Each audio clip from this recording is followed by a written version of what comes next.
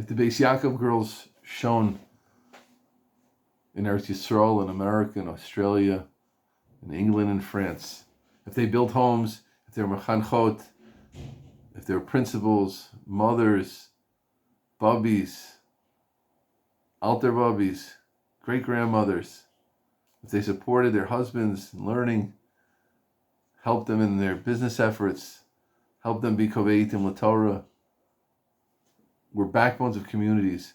Perhaps the time when they shone brightest was they were like a Shoshana ben Achochem, when they were like a beautiful rose between the thorns in the times of the Shoah.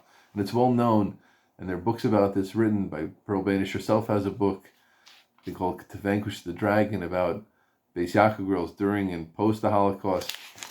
And she herself shares how when she came from Plaszow, which I think was the camp near Krakow, which is featured in Schindler's List, as being shaved, standing next to the gas chambers for hours, standing at a Appel. Suddenly 3 women came over to her clothes. This happened to be Shabbos. One was named Tzila Orlean with 2 other helpers, 2 other Beis Yaakov girls, going over these shocked young girls who just arrived in hell on earth, smiling with eyes full of joy. Came over them, good Shabbos girls. Could you imagine they're in hell, good Shabbos girls, lighting up, taking the time, perhaps putting themselves at personal risk to put a little life into those who shocked who had arrived.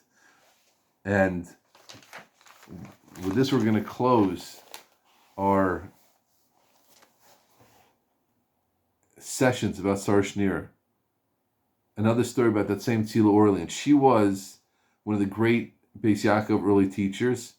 She was head nurse in the infirmary at Auschwitz, and she saved multiple lives there.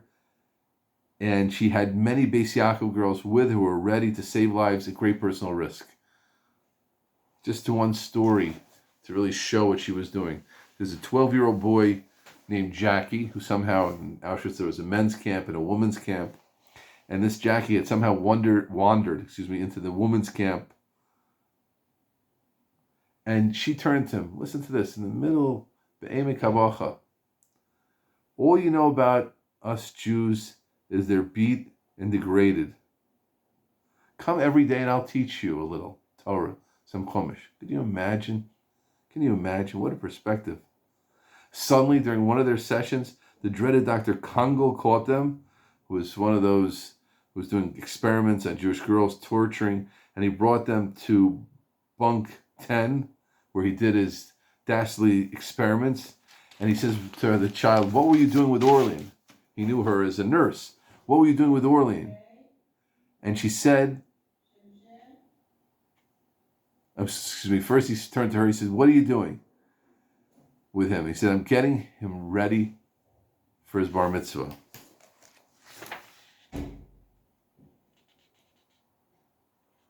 I had to tell him the truth. I assumed I was doomed anyway, she related. He stared, the Nazi butcher stared at her in disbelief and then brought the boy in. What were you doing with Orlean? He demanded. Listen to this. Mrs. Orlean teaches me Bible.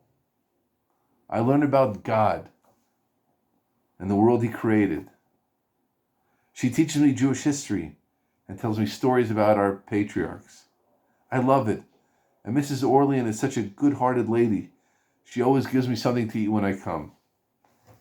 This beast of beasts, what was his response? His heart of stone moved at the sight of this great woman's pure love for a Jewish boy. An incredible sacrifice she made to teach a strange child gave him a little spark of humanity.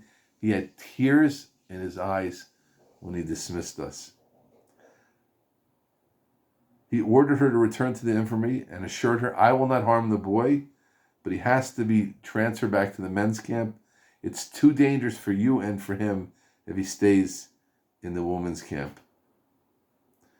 That was the koach of the Beis Yaakov girls, to teach the world, of course, Jewish girls, that was the focus.